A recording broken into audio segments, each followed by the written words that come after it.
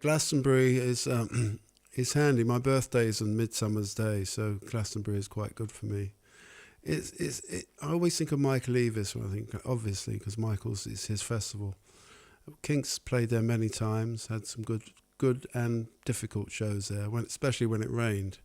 You know, the mist tends to come down in Glastonbury and rain shows out. I think without the rain, Glastonbury wouldn't be what it is. To me, the best shows I've done have been in the rain. Last year was really memorable because I had the Crouch End Festival chorus and we did a lot of songs with them. But one of my favourite shows was a sort of solo acoustic show I did with my guitarist Bill. We did an acoustic set 2 years ago and I didn't want to play that night and it was raining and it was a fantastic show. You just can't tell the way things work out. It's turned out to be I think the best run festival in Britain. I'm playing several festivals this year, but Glastonbury has is close to my heart. I just learned about Glastonbury about 2 years ago.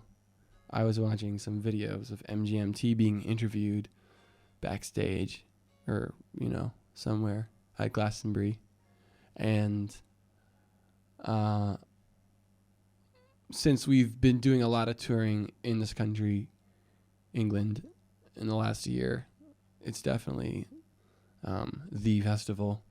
And I think worldwide it remains I don't think even throughout the rest of the world, I don't think it has any competition as far as being the most prestigious festival. The first time Metronomy played at Glastonbury, it was me, Oscar, and Gabriel, and it would have been like the dance stage, and I think it was just this kind of sudden realization that all the time you'd been there and you'd been kind of suffering in the wet weather, that behind closed doors or kind of behind the partitions, there were kind of people giving away free drinks and free food and having a really good time at your expense. So it was a real kind of exciting thing. And I think now the thought of ever going there and not being in those special places is quite devastating. I've only been there once. I was amazed by the audience. Everybody sort of walking around in the middle of the night like they're on some sort of promenade or something. And a guy running up to me and asking me if I knew the way to Gate E, which I think was quite apt, actually. British musicals are the best in the world, and Glastonbury is the big daddy of them all, and I remember going countless times. And of course, when you arrive and you finally get through the people and you finally get to where you're going, in the old days, Glastonbury split into various camps. Now there's the Rasta man, and we know what he's got for us. And then there's all the food places, and then you can sleep and eat and rock. And so the greatest one was Glastonbury. I played at it a couple of times, maybe 3 times.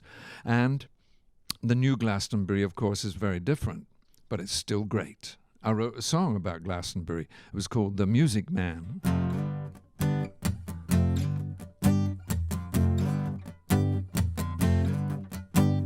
People come from miles around to hear the music maker.